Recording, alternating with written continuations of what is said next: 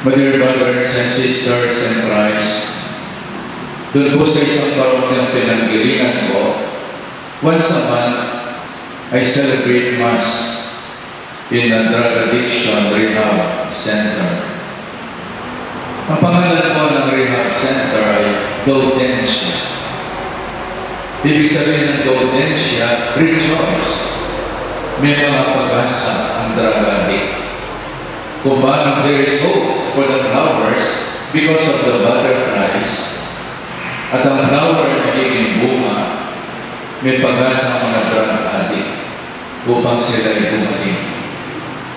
Gaudentia galing din sa isang kabayong malaki na malakas ang horsepower, at upang sukuin ang drug ng mga addict, kailangan isang mas malakas na pwersa upang hamuin sila sa pagkakalog mo ng addiction. Dalawa po sa mga inmates ay hindi ko makalimutan. Yung muna si Sabrina at yung pangalawa si Joseph. Minsan nakapagkwento po si Sabrina, yung asawa niya si PJ, nag-abroad. Nakapagpadala ng maraming pera si PJ, nakapagpagawa sila ng bahay. Nakabili ng mga appliances. Pero sa kasamang balakpadan, nalulong si Sabrina sa drugs. Meron silang mga pot session, di ba pa? Hindi naman pot session, kundi sexual orgies. Kaya nabuntis si Lisa nang wala sa panahon. In the absence of her husband, nabuntis si Lisa. Sa kabila ng meron siyang dalawang anak kay PJ, at dahil sa niya, isinuling na yung dalawa niya anak sa kanyang biyanan. Hoy ma, alagaan mo yung dalawang anak namin ni PJ. Magpapakalayo na po ako dahil wala akong mukhang iharap kay PJ. Dumating si PJ, wala si Sabrina. Nagtago sa iya. Hinanap siya ni PJ. At nang makita niya si Sabrina, sabi niya, "Sweetheart, kaya ng patawarin ang lahat ng iyong pagkukulang. Bumalik ka lang sa akin. Bumalik ka lang sa akin ng ating mga anak. Kaya kong tanggapin ang dinadala mo ngayon. Ituturin ko siya na magbalik ka lamang. Bigyan kita ng 3 araw, after 3 days, hihintayin kita."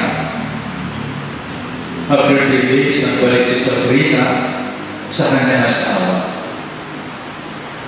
At sabi sa kanya ni PJ, "Sweetheart, dadali sana kita sa rehab para magbalik yung dati mong pagkatao dahil mahal kita." Sabi palagay bumalik si Sabrina kasi meron siyang nagmamahal na asawa at nagmamahal na mga anak. And they live happily ever after. Isa sa pinakamalas na pwersa ay ang pagmamahal. Pagmamahal ng pamilya laban sa drugs. Yung buhay kalawa si Joseph, nag-celebrate siya ng party sa loob ng Gaudentia. Pagkatapos po ng misa, nakita ko yung kanyang daddy, mami, mga kapatid, niyakap siya. Nakayakap si Joseph sa kanyang daddy. Yung hakap sa kanyang mami, umiiyak. Yakap sa mga kapatid. Sabi niya sa kanyang daddy, "Daddy, uwi mo na ako. Namimiss ko kayo." Anak, tapusin mo muna yung programa mo sa Gaudentia. Doon ko lang natikman yung masarap na mechado na niluto ng kanyang titang baling. Kung may asado, adobo, minudo, meron din palang mechado. Nang mag-graduate si Joseph, nakuha ang buhay ang naghihintay sa kanya. At gumaling siya dahil ang lakas ng pagmamahalan nila sa pamilya.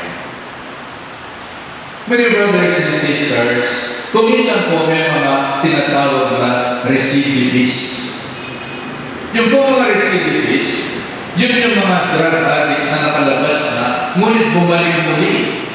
Kasi walang pamilyang babalikan at nagmamahal sa kanila. Balik sa mga dating barkadang nagbulit sa kanila sa drugs. Kaya they become recidivist. Balik uli sila sa rehab center. Hindi lamang yun, wala silang pinangahawakan at kinakapitan ng mas malakas kaysa sa drugs. And they become recidivist. Sa kursilyo po, ito yung tinatawag na BSDU. Yung mga kursilista kapag nag-graduate, ako hindi makapatay ng lamok. Gusto araw-araw nagsisimba. Gusto araw-araw nasa simbahan. Pero pagkatapos ng 3 buwan, 1 taon, BSDU, balik sa dati mo gali. Hindi na nagsisimba uli. Dati ako. Nakakabanal pag-graduate sa kursilyo. BSDU, balik sa masamang ugali. So, unang pagbasa po natin ngayon, nahihip ang mga Israelita sa pasikot-sikot na paglalakbay at nagreklamo sila kay Moses. Sabi nila, inalis ko kami sa Ehipto para patayin sa ilang na ito. Medyo mabangis yung kanilang salita. Wala kaming makain. Wala kaming mainom dito. Sawa na kami sa walang kwentang pagkain ito. Bakit nila nasabi yun? Anong hinahanap nila? Dahil natin ang reklamo nila. Wala kaming makain. Meron. Meron silang makain.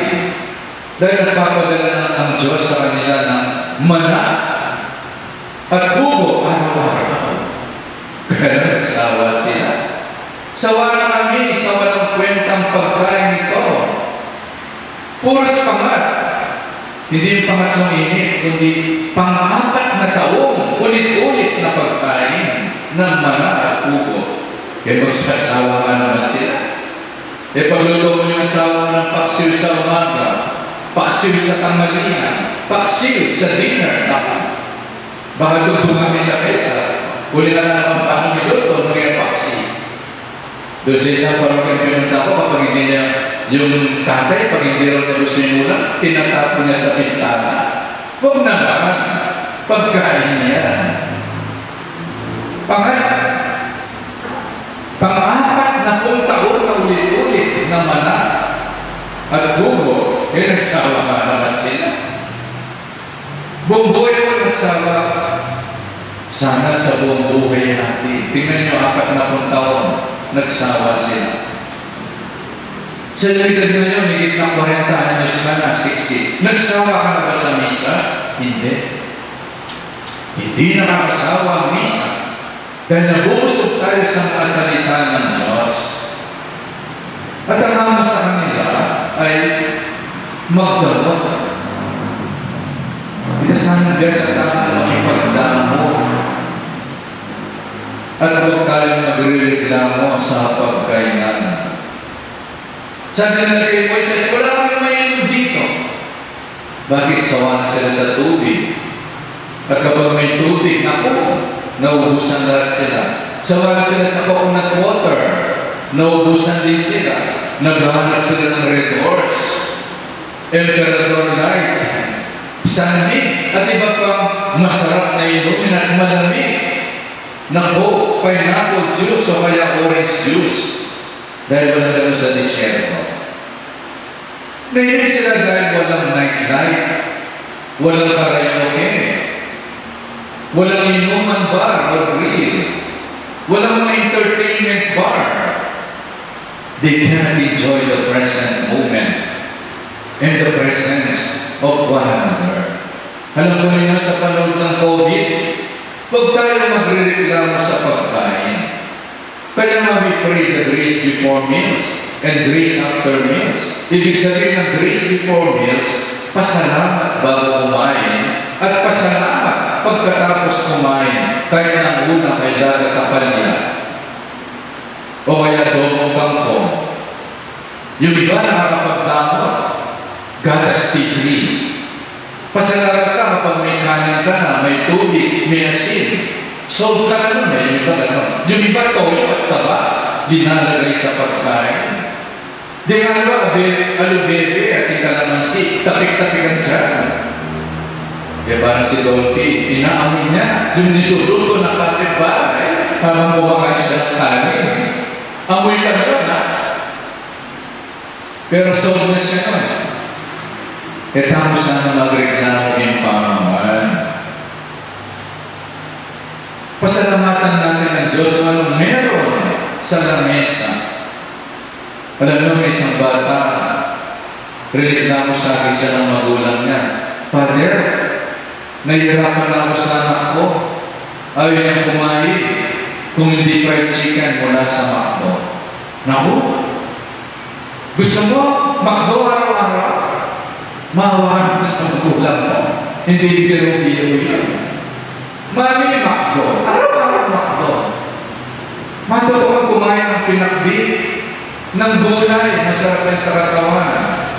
Munggo, malunggay, at kalabasa, MFK. So, my dear brothers and sisters, dahil sa kanilang pagreklamo, pinarusahan sila ng Diyos. Bakit? Hindi sila marunong magpasalamat sa bawat isa, sa tulong na binibigay sa kanila ng Diyos araw-araw. Alam po ninyo, nainip sila because they cannot enjoy the present moment and the presence of one another. Isa po sana sa maging epekto ng COVID. You enjoy the presence of one another. Kasi madalas hindi na tayo nagkikita. Mag-aalis si daddy, magtatrabaho. Babalik ng gabi, natutulog. Ngayon. You have so much time. You have all the time in the world para sa bonding. Present ang isa't isa and learn to enjoy the presence of one another. And enjoy the present moment. Walang KJ. Habang nandyan si mami, si daddy, nandyan namin yung mga anak. Enjoy the presence of one another. Hindi marunong magpasalamat ang mga Israelita, pero minarusahan sila ng Diyos. Yun ay isang paalala sa atin. Let us count our blessings, not our miseries. Let us live within our means. And buy only what we need, not what we want. Aba, napakatay mo ng budget ngayon. You cannot afford to live in luxury. Kapag namalengke ka, yung kailangan lang ang bibili mo. Para makarating ka ng 1 month, 2 months sa iyong budget.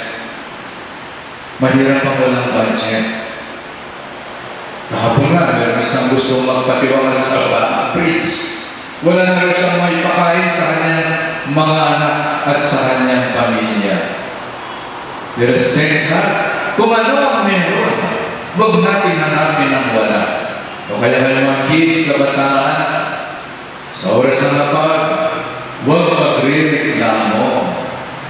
Kainin kung anong linuto ni mami dahil yun lang ang kaya ng budget. Huwag mong hanapin yung wala. Sabi ka ng kasabihan, matuto tayong mamaluktot habang maikli ang kumot. Para makumisan ayaw na natin magsakripisyo dahil nasanay tayo sa luho. Pasalamat tayo, may power, may tubig, may internet, nakakapangaliti pa tayo 5 p.m. Ang disadvantage lang po nito, either papayat ka dahil walang makain o kaya magiging damyan ka sa sobrang tayo ng tulog. At sa December, pabor sa simbahan dahil marami naman na namang bibinyagan. Hallelujah, praise the Lord. Binibigyan ko pang March, April, May, June, July, August, September, October, November. Baka pagdating ng December, dadami ang binyan. Joke only. My dear brother and sisters, dumating ang maraming ahas at maraming namatay dahil sa tuklaw ng ahas.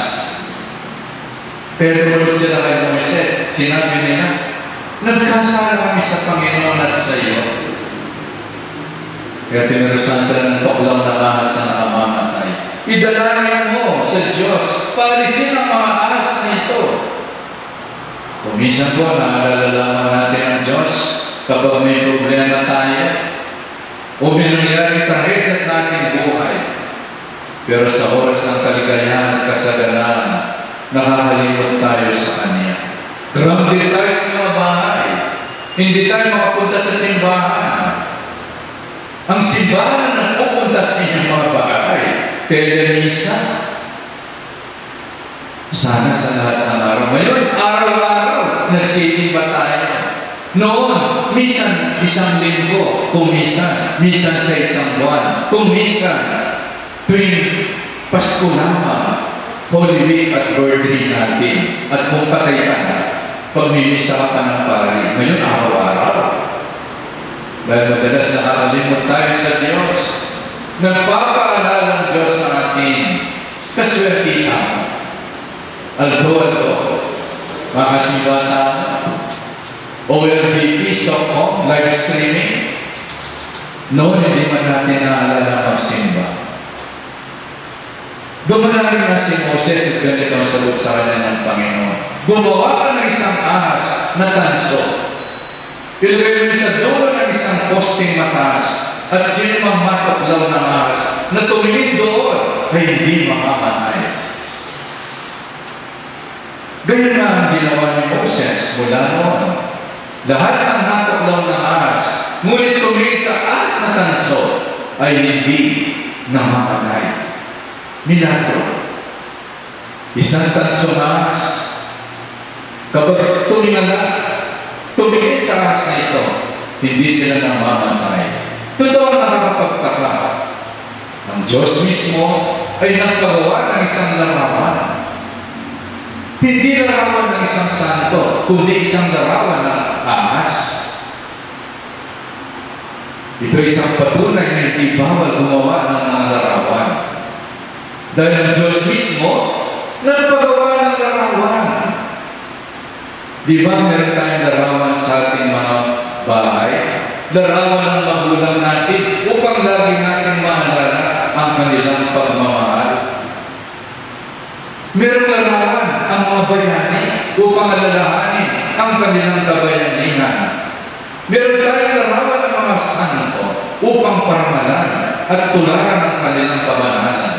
May larawan ng Panginoon na nakapako sa krus upang lagi natin maalala the power of faith and the power of love na pwedeng bumuhay sa atin. Hindi mamamatay ang mga tao may pananampalataya at mananatiling buhay ang taong may pagmamahal. Ang tansumahas sa isang paalala sa atin nang nangyari kay Eva at Adan na wala ang paraiso sa kanilang buhay dahil sila nataklaw ng kamandal ng kasalanan. Narito si Jesus ang bagong Adan na nag-aalay ng kanyang buhay sa krus. At sino ang sumampalataya sa kanya ay hindi mamamatay. Ang kasalanan ay dudulot ng kamatayan. At ang pananampalataya ay nagdudulot ng bagong buhay. Kamandal na ahas na buhay versus kamandal ng buhay ng pananampalataya. Ang panlaban sa kasalanan, kamandal ng kasalanan, ay ang kamandal ng pananampalataya. Huwag kang sumampalataya sa demonyo. Manalig ka sa mga salita ng Diyos sa iyong buhay na pananampalataya. Salita ng ahas, kainin mo yan. Sabi ng demonyo, at magiging kamukha ng Diyos.